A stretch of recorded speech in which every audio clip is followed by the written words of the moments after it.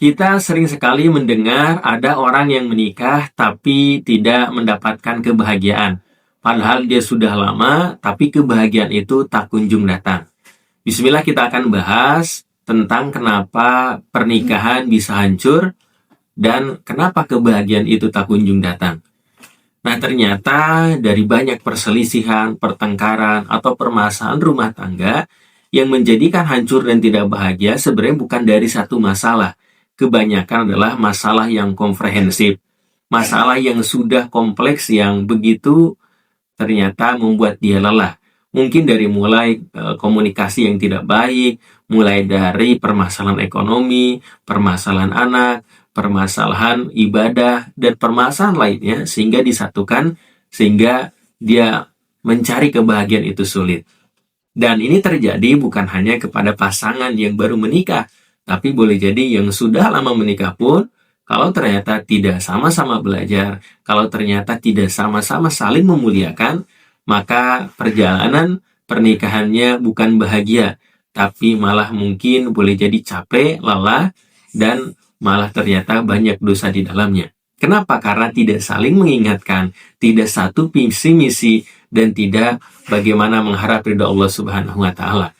Maka kita lihat, padahal pernikahan itu adalah satu tanda-tanda dari kebesaran Allah Subhanahu wa Ta'ala, seperti di Quran surah Ar-Rum ayat 1 yang sering mungkin kita dengar ketika itu.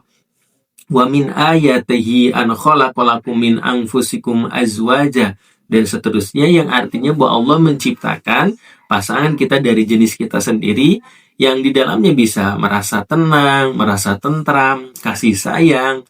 Itu bagaimana adalah supaya kita bisa berpikir ini adalah rahmat dan kasih sayang dari Allah Subhanahu wa Ta'ala.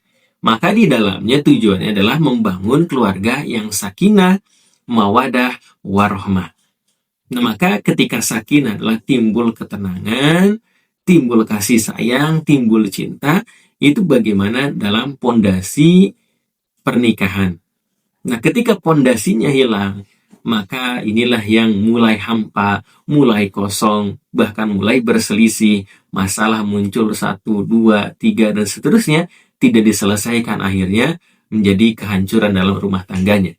Tapi ketika pondasinya kuat, bagaimana untuk bisa menenangkan, bagaimana untuk bisa berkasih sayang dan menimbulkan cinta, maka disitulah bagaimana pondasi yang kuat dalam pernikahan.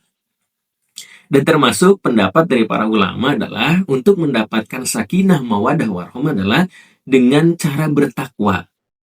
Yang kedua, dengan cara menurunkan egonya untuk daripada masing-masing pasangan. Dan visinya adalah halus akhirat. Yang pertama takwa, yang kedua menurunkan ego, dan visinya akhirat. Karena sering sekali ternyata mungkin boleh jadi di sana saling memiliki ego yang tinggi, gak mau kalah satu sama lain. Yang ini lagi misalkan tinggi, lalu yang berikutnya tidak mau mengalah, maka dia akan semakin meruncing daripada permasalahannya. Atau ternyata tidak ada visi yang panjang, karena kita sering sekali berantem atau mungkin berselisih karena urusan dunia, tentang urusan yang prinsip, urusan pandangan, dan seterusnya, sehingga itu menjadikan permasalahan. Maka inilah mungkin bagaimana kita bisa melihat bagaimana kebahagiaan itu bisa didapatkan. Maka dari para nabi, para rasul, para sahabat itu mencontohkan bagaimana rumah tangga yang bisa bahagia ketika itu. Bukan berarti tanpa masalah, tapi mampu menanggapi masalahnya dengan cara yang terbaik.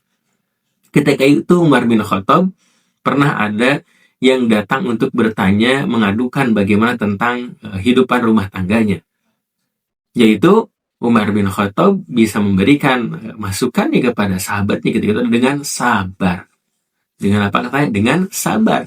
Karena Umar bin Khattab pun mengalami bagaimana mungkin pertikaian ketika itu. Bahkan Umar bin Khattab pernah diomelin sama istrinya.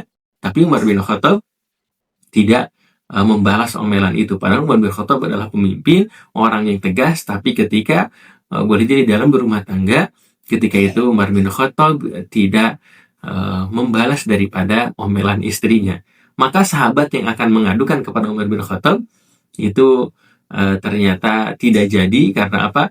Karena aku melihat Umar bin Khattab aja sabar menghadapi kehidupan rumah tangga, ya apalagi saya harus belajar daripada Umar bin Khattab.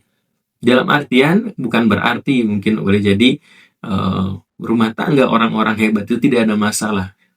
Barangkali ada masalah, tapi bagaimana cara menyikapinya dengan sabar, dengan memahami satu sama lain, dengan bagaimana mengikuti daripada sunnah baginda Nabi kita Muhammad SAW. Maka barangkali dalam pengaplikasiannya, biasakan mungkin bisa ngobrol dengan cara yang sehat, bisa komunikasi dengan cara yang baik, mungkin diterapkan musyawarah, bagaimana mendekatkan kepada Allah Subhanahu wa Ta'ala dengan cara ibadah, dan barangkali bisa mengelola ekonominya dengan cara yang baik sesuai dengan haknya, ya, sehingga menjadi sesuatu hal yang membahagiakan dan menjadikan rumah sebagai tempat yang nyaman. Jadikan permasalahan-permasalahan itu jadi pembelajaran, diselesaikan secara baik, bukan hanya disimpan masalahnya, mungkin bagi istrinya disimpan masalah bagi suami, sehingga sama-sama memiliki masalah. Akhirnya ternyata semakin tidak ada komunikasi, semakin hubungan dingin, dan akhirnya tidak mendapatkan kebahagiaan. Nah, apalagi ketika sudah memiliki anak, ada ketidakbahagiaan itu ternyata semakin dilema. Anaknya bertanya-tanya, kenapa Bu? Kenapa ya? Kenapa dengan ibu? Kenapa dengan ayah?